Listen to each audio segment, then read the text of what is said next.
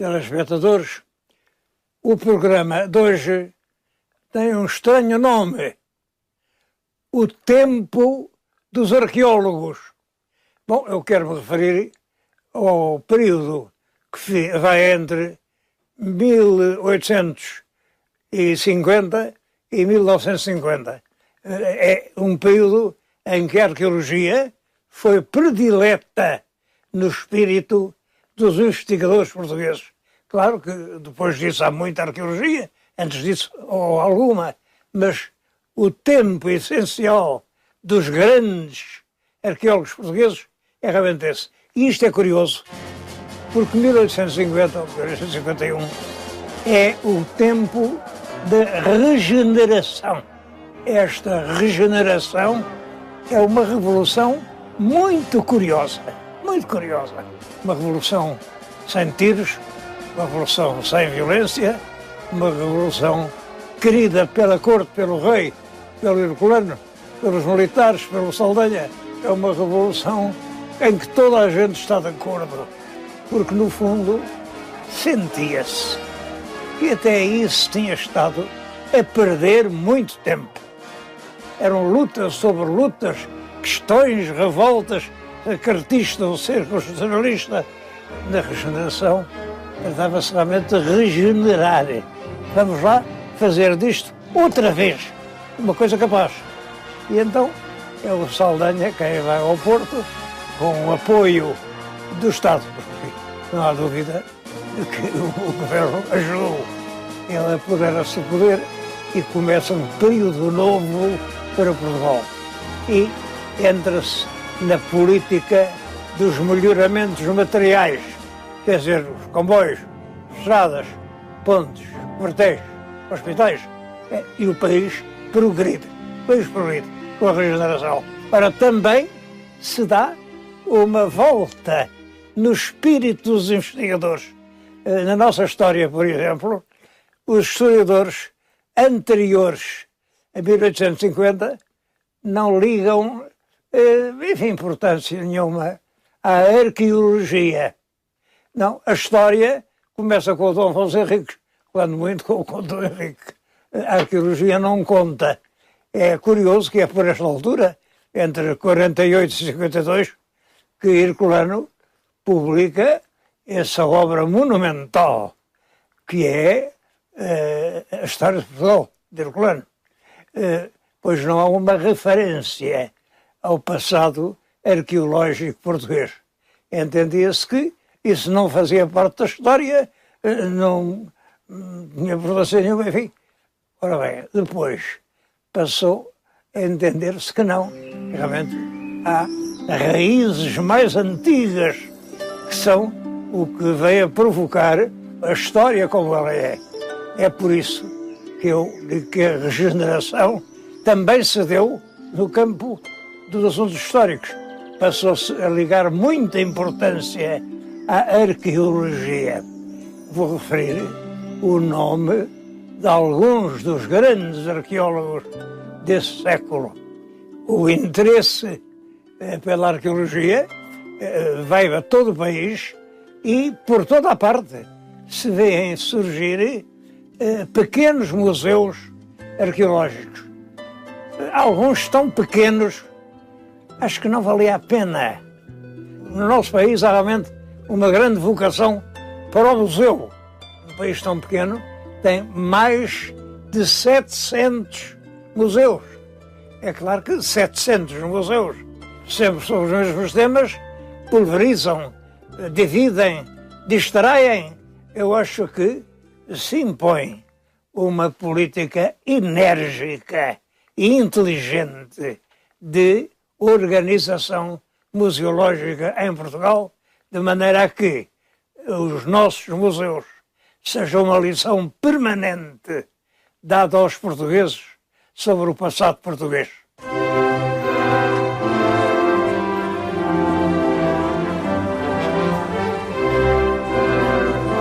Dos museus arqueológicos portugueses, sem dúvida, o mais notável é o Museu de Belém. Foi fundado nos fins do século passado. O fundador é um sábio notável. Eu ainda tive a honra de o conhecer. O Dr. José Leite Vasconcelos. Conheci-o no ano anterior à sua morte.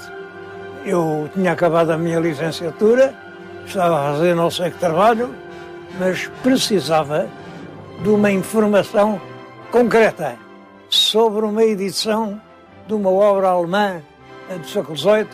Perguntei aos professores, perguntei ao meu pai, que era um homem extraordinariamente culto, mas o meu pai disse-me: olha filho, isso é um informe particular, minucioso, de um assunto, enfim, que não é de primeiro plano.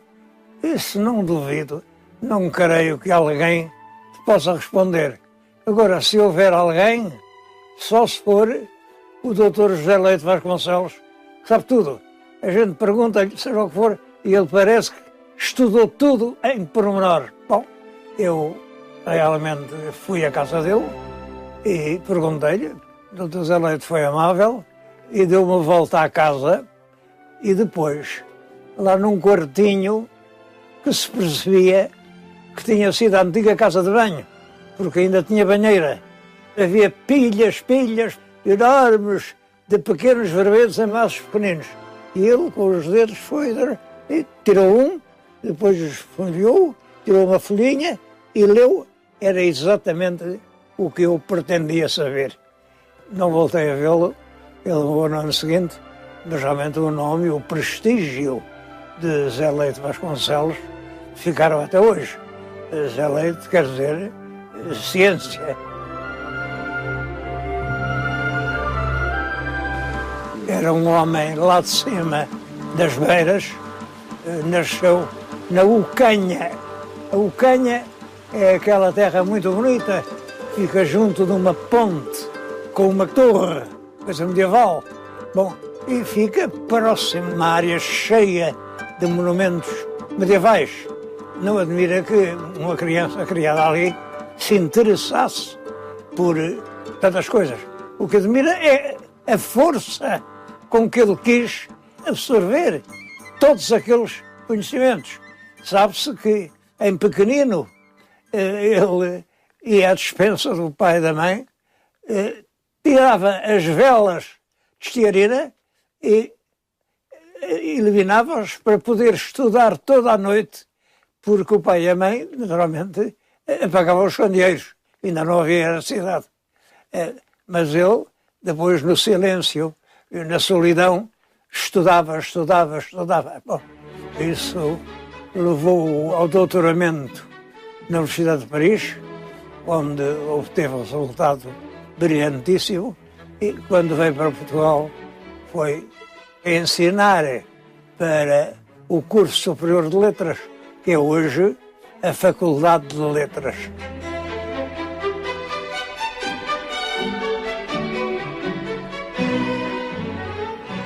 Esta riqueza monumental está agora em vias de renovação. Há um plano do Val do Barosa em que estão a restaurar 3 grandes monumentos. Os 3 monumentos referem-se a Santa Maria de Salzedas, em Tarouca,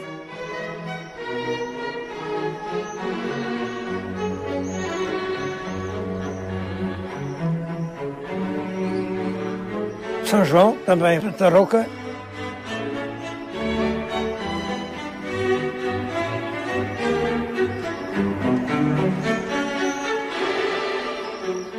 e a Santo António de Terreirim, em Lamego.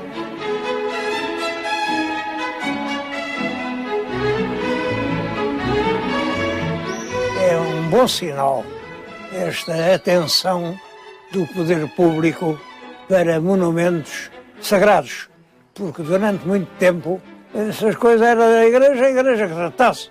O Estado só tratava de todos os monumentos nacionais.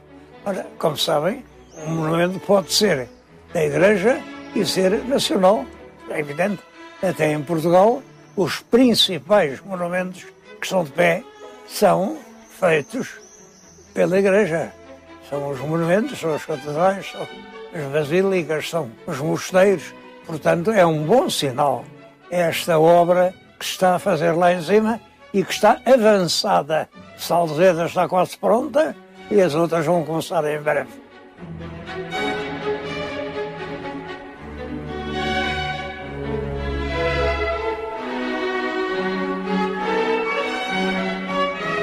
A família do Dr. José Leite Vasconcelos era uma família pobre, embora de cepa fidalga, da velha fidalguia Beirã, mas tinham empobrecido, tinham vendido tudo e realmente viviam pobremente numa casinha que ainda hoje lá está, na Ucanha, uma casinha que Zé Leite toda a vida sonhou poder comprar. Nunca teve dinheiro para isso, nunca teve dinheiro para isso.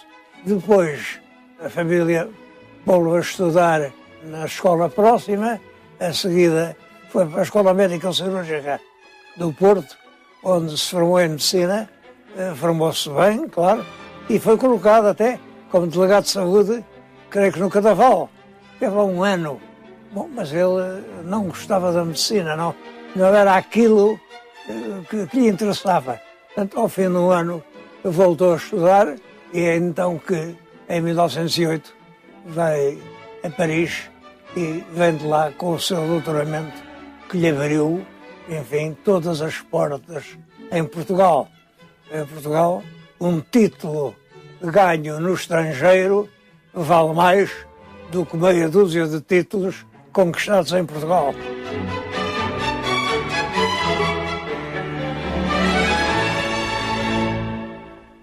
José Leite trabalhava constantemente, estudava e escrevia. Ele deixou uma obra muito vasta, muito vasta. Os livros que eu reputo mais importantes são as lições de filologia portuguesa, ainda hoje básicos para quem quiser saber alguma coisa da filologia nacional, e as religiões da Lusitânia. Isto foi inicialmente editado em vários volumes. Esta é a segunda edição, que tem apenas um volume, está muito ilustrada, é interessantíssima e, em minha opinião, é o mais importante livro que até hoje escreveu sobre a cultura castreja em Portugal, sobre a época dos lusitanos, as suas crenças, os seus hábitos, os seus costumes. É um livro que faz honra à cultura portuguesa. Além deste livro e de muitos outros, ele fundou e dirigiu muitos anos a revista O Arqueólogo Português. Essa revista servia para recolher e criticar todas as informações sobre qualquer achado arqueológico que aparecesse no país. É uma revista que é um tesouro e continua a publicar-se. Pela mesma época, outros grandes espíritos se preocuparam com o mais antigo passado nacional. Eu recordo de Francisco Martins Sarmento, de Guimarães. Era um proprietário naquela região, veio-se formar a Coimbra em Direito.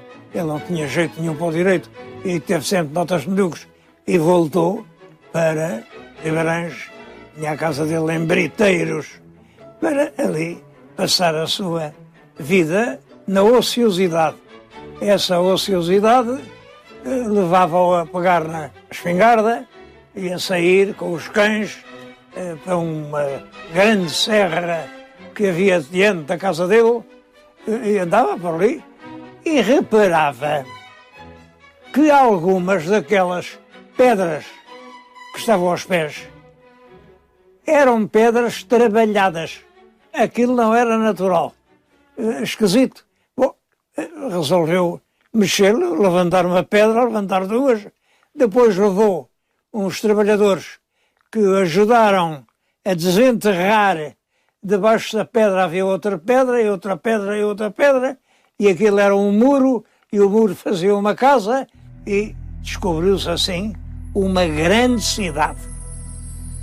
a Citânia de Briteiros, que era, talvez, a mais importante cidade da cultura castreja na época do ferro. Tinha inúmeros elementos de informação sobre a cultura dessa época, já da fase romana, porque já em algumas casas dá o nome do morador, já nomes romanos. Os romanos chegaram a ocupar aquela Citânia, depois abandonaram-na e vieram para o vale, como um pouco em toda a parte, mas a descoberta da Citânia de Briteiros foi extremamente importante. Pediram ao governo uma condecoração ao ilustre descobridor, mas o chefe do governo, que era o Duque de Ávila, disse: o quê? Mas condecorar um homem por fazer buracos? Disparate. Mas não estou condecoração nenhuma. Pela mesma altura, o governo francês deu-lhe a Legião de Honra no seu mais alto grau. É claro, isso alterou completamente as coisas. Passaram aqui a considerar Martim Sarmento como um grande sábio. Enfim, fizeram-se congressos e realmente a Citânia de Briteiros passou a ser uma pedra angular dos estudos dessa época.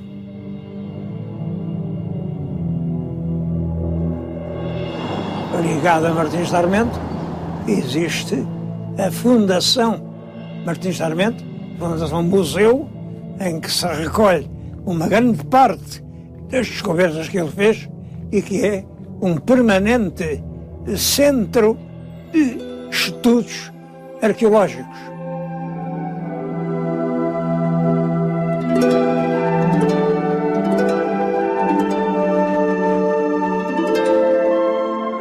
Pela mesma altura, noutro sítio do país, aparece outro grande homem, Estácio da Veiga, algarvio. E Estácio da Veiga interessa-se muito por o que resta de um remoto passado que estava completamente apagado e destruído. Passado romano, passado cartaginês, passado fenício, mas ele estuda cuidadosamente, sobretudo, os monumentos romanos, e a Estácio da Veiga, no seu livro Antiguidades Monumentais do Algarve, nós devemos uma boa parte do que ainda hoje se sabe sobre o passado algarvio.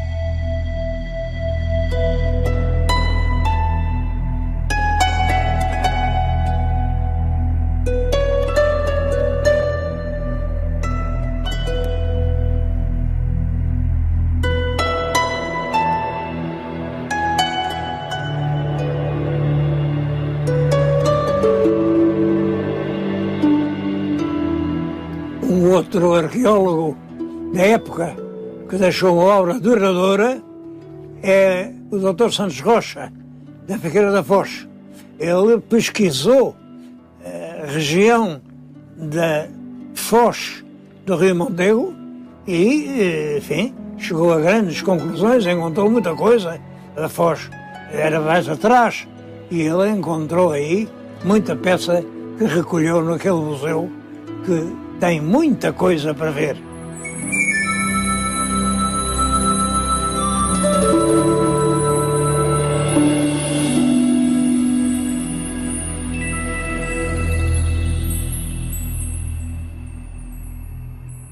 Além dele, lembro-me, esse conheci eu, o Abade de Bassal.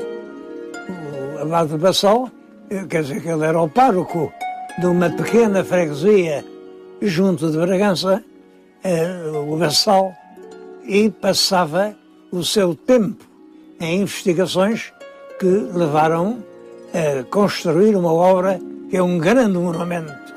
São as memórias históricas e arqueológicas do distrito de Bragança, numa dúzia de volumes, que contêm tudo sobre o passado mais antigo e mais menos antigo de Bragança, do distrito, de todo o distrito de Bragança.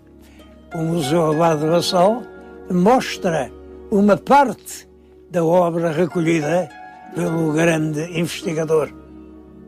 o abade percorria constantemente o distrito em todas as direções. Não houve sítio nenhum onde ele não entrasse. E andava a pé. Andava a pé e explicava. Só a pé é que se aprende. Os pneus de um automóvel não aprendem coisa nenhuma. Passam e deixam poeira. Agora a pé a gente vê tudo. São as pedras que sabem. Quem sabe são as pedras. E é às pedras que a gente tem de perguntar. Ele tinha toda a razão. Tinha toda a razão e a investigação dele é extraordinária. Um dos volumes, o quarto volume, é sobre os judeus no distrito de Bragança. E é uma das obras mais importantes sobre a história dos judeus em Portugal. Como se sabe, deve-se aos judeus o grande desenvolvimento que Bragança teve sob o ponto de vista industrial, sobretudo na fabricação de sedas e lanifícios. E essa grandeza, enfim, é bem assinalada por Abade Bassal, que era o padre Francisco Manuel Alves.